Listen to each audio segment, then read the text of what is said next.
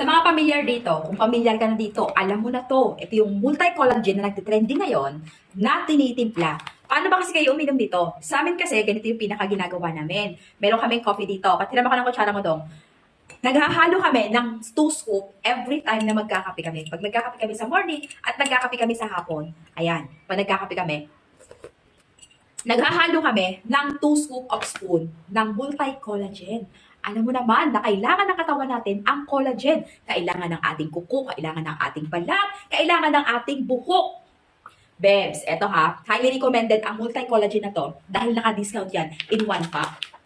Ang nakaganda pa sa kanya, FDA approved, yes na yes, FDA approved to. At twice akong uminom nito. Pag nagkakape kami sa morning, naglalagay kami yan. Pag nagkakape kami sa hapon, naglalagay din. May sukatan na siyang pangha. May kasama na siyang scoop. Once na nag-check out kayo, yan, kita niyo naman. Isa sa 2 scoop every time na gagamitin mo siya. Okay? Ang sarap nito. Kung tatanungin niyo ako kung ano yung lasa niya, ang sarap niya. Talagang mini-mix out ko siya. Pag kumakain din ako ng oatmeal, ayan, naglalagay din ako sa oatmeal ko. Sa soup, pwede rin. Pero ako, mas bet ko talaga siya pag nasa kape. Haluin lang natin. Hanggang sa madisod yung ating multi-collagen. Naka-discount sale sila ngayon. Highly recommended yan mga bel.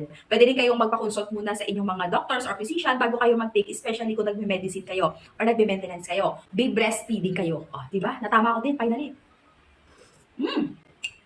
Wala siyang lasa. Totally at all. Para lang siyang milk. Ang appearance niya, powder milk. Pero wala siyang lasa totally at all once na minix out mo sa kape mo. Diba? Ang sarap lang. Maglalagay ako ng link dito sa baba pag gusto mo rin i-take to. Gusto mo rin i-try yung ating multi-collagen. Grabe talaga siya. Ang laking tulong talaga nito sa amin.